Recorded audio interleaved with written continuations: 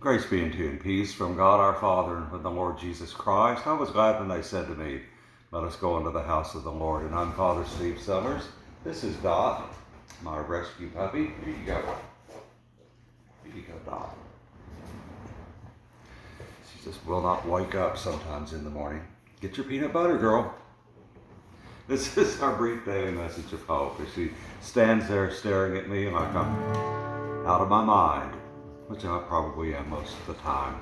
I hope you're in a good place today, and our prayers are with all of those in southeast part of the U.S. and Florida and going into the Carolinas now, and who are suffering from the ravages of this monster hurricane that is totally wreaking devastation everywhere. And we keep them in our prayers. I've been thinking this morning of that old spiritual from the 19th century, softly and tenderly Jesus is calling, because he is.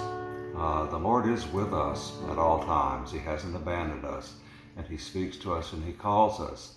And he calls us by name because he knows us and all about us.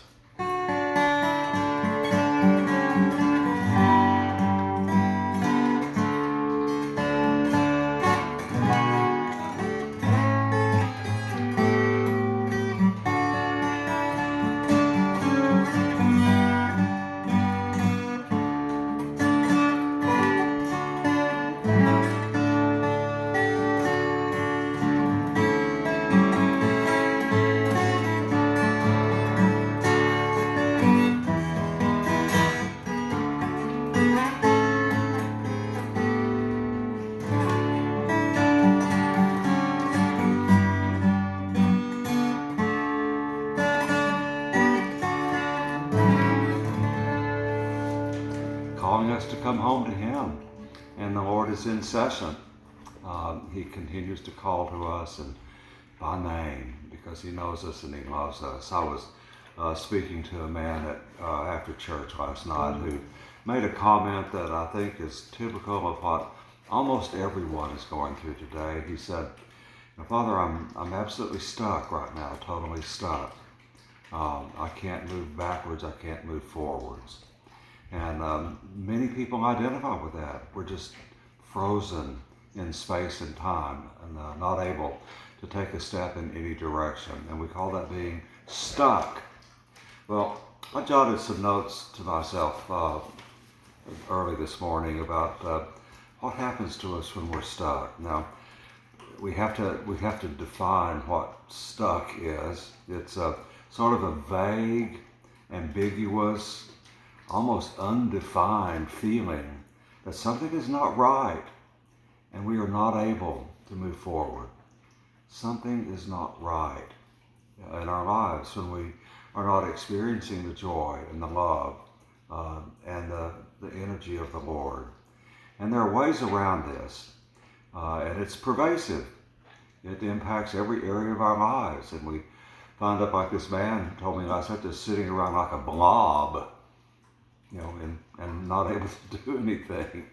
So the first thing that I think we need to do, and I wrote 4 things down. The first thing is change your inner voice. The inner voice in our mind that we do when we talk to ourselves, and we do it all day long. Unfortunately, what we do so much of the time is engage in negative self-talk. We have to stop that.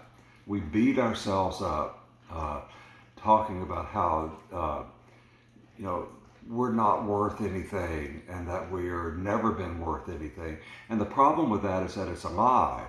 We are priceless. You are priceless to the Lord. So change that inner voice.